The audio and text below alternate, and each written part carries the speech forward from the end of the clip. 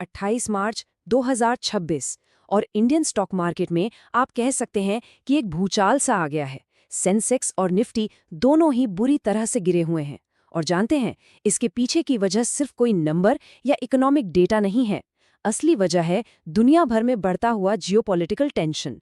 तो चलिए आज इसी को डिकोड करते हैं कि आखिर कैसे ये जो ग्लोबल संकट है वो सीधा सीधा हमारी जेब पर असर डाल रहा है।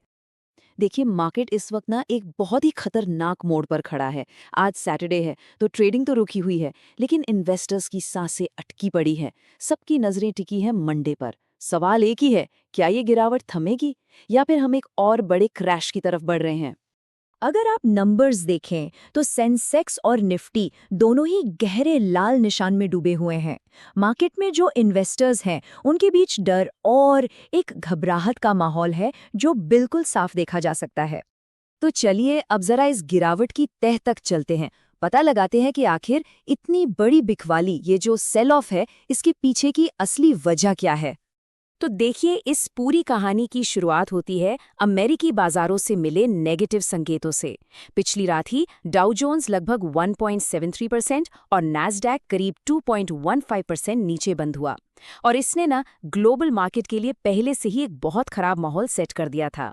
लेकिन एक बात समझनी होगी, अमेरिकी बाजार तो सिर्फ एक चिंगारी थी। इस गिरावट की जो असली आग है ना, वो तो ग्लोबल इवेंट से लगी है। तो चलिए एक एक करके इसके जो मुख्य कारण हैं उन्हें समझते हैं। जो सबसे बड़ा विलन है इस कहानी का, वो है कच्चे तेल की आसमान छूती कीमतें। वॉर टेंशन की वजह से कच्चा तेल $106 प्रति बैरल पर पहुंच गया है। और देखिए, जब तेल महंगा होता है ना, तो लॉजिक सिंपल है। ट्रांसपोर्ट से लेकर हर चीज महंगी हो जाती है और इसका सीधा मतलब है महंगाई बढ़ने का खतरा। और मुसीबतें यहीं खत्म नहीं होती। इसी के साथ हमारा भारतीय रुपया भी अपने अब तक के सबसे निचले मतलब लाइफ टाइम लो पर आ गया है। एक अमेरिकी डॉलर के मुकाबले रुपया 95 के लेवल को छू गया है। और ये हमारी इकोनॉमी के लिए वाकई एक बहुत बड़ा झटका है। और इन सब मुश्किलों की जड़ में, इस पूरे संकट के केंद्र में है अमेरिका और ईरान के बीच बढ़ता हुआ मिलिट्री कॉन्फ्लिक्ट। और ये समझना बहुत जरूरी है कि ये टेंशन सिर्फ दो देशों के बीच नहीं है, ये पूरी दुनिया की इकोनॉमी को अपनी चपेट में ले रहा है। तो सवाल ये है कि ये जो ग्लोबल टेंशन है, ये इंडियन इकोनॉमी पर ग्राउंड लेवल पर मतलब जमीनी स्तर पर कैसे असर डाल रहा है। चलिए देखते हैं, और मैं बता दूं, जो आंकड़े हैं वो काफी चौंकाने वाले हैं। देखिए, जो विदेशी संस्थागत निवेशक होते हैं यानी FIIs, ये वो लोग हैं जो दुनिया भर से भारत में पैसा इन्वेस्ट करते हैं। अब खबर ये है कि इन्होंने सिर्फ 3 महीनों में 1,27,000 करोड़ रुपए के शेयर बेच दिए हैं। आप सोचिए, जब इतना बड़ा विदेशी पैसा मार्केट से बाहर निकलता है तो ये बिकवाली का एक ऐसा प्रेशर बनाता है ना कि बाजार का संभलना ही मुश्किल हो जाता है। और इस इकोनॉमिक प्रेशर का असर लगभग हर सेक्टर पर पड़ रहा है। लेकिन एक सेक्टर ऐसा है जो इस वक्त आप कह सकते हैं कि चारों तरफ से मुश्किलों में घिरा हुआ है, और वो है real estate sector. Real estate sector इस वक्त एक तरह के परफेक्ट स्टॉर्म का सामना कर रहा है। समझिए कैसे। एक तरफ इंटरेस्ट रेट्स हाई हैं तो होम लोन महंगे हो गए।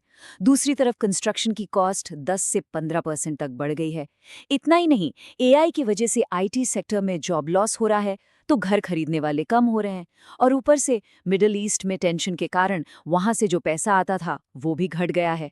मतलब आप देखिए, हर तरफ से प्रेशर ही प्रेशर है। लेकिन अब आते हैं इस संकट के केंद्र पर, मतलब अमेरिका ईरान टेंशन पर। और यहाँ ना एक बड़ी अजीब सी खींचतान चल रही है। एक तरफ हमें उम्मीद की किरण दिखती है, तो वहीं दूसरी तरफ तबाही का खतरा मंडरा रहा है। ये सिचुएशन काफी कंफ्यूजिंग है, एक अजीब सा पैराडॉक्स है। देखिए, एक तरफ ईरान कह रहा है कि भारत एक शांति दूत बन सकता है और हमारे तेल टैंकरों को सेफ पैसेज भी दे रहा है। लेकिन ठीक उसी वक्त दूसरी तरफ वो सऊदी अरब में अमेरिकी बेस पर हमला भी कर रहा है और अमेरिका को खुली धमकियां दे रहा है। ये जो मिक्स्ड सिग्नल्स है ना, यही बाजार की अनिश्चितता को और बढ़ा रहे हैं। किसी को समझ नहीं आ रहा कि ऊंट आखिर किस करवट बैठेगा। तो अब सबसे बड़ा सवाल, इस अनिश्चितता भरे माहौल में इन्वेस्टर्स के लिए आगे का रास्ता क्या है। चलिए जानते हैं कि एक्सपर्ट्स की क्या राय है इस पर। तो ऐसे में करना क्या चाहिए। देखिए, मार्केट के जो जानकार हैं उनकी सलाह बिल्कुल सीधी और साफ है, अभी कोई भी बड़ा या अग्रेसिव दांव लगाने से बचें। उनका कहना है कि इस वक्त सबसे ज़रूरी चीज़ है अपनी कैपिटल को, अपनी पूंजी को बचाना, जिसका सीधा मतलब ये हो सकता है कि फिलहाल ज़्यादातर पैसा कैश में रखना ही समझदारी है। तो आखिर अब आगे होगा क्या? यही मिलियन डॉलर क्वेश्चन है। शेयर बाजार का भविष्य ना अब इकोनॉमिक डेटा पर उतना नहीं जितना उन जियोपॉलिटिकल चालों पर टिका है, जिनका अंदाजा लगाना आप कह सकते हैं कि लगभग नामुमकिन है। क्या डिप्लोमेसी इस संकट को टाल देगी, या फिर ये कॉन्फ्लिक्ट दुनिया को एक बड़े युद्ध की तरफ ले जाएगा? इसी एक सवाल का जवाब आगे चलकर ये तय करेगा कि इन्वेस्टर्स की मेहनत की कमाई बढ़ेगी या डूबेगी।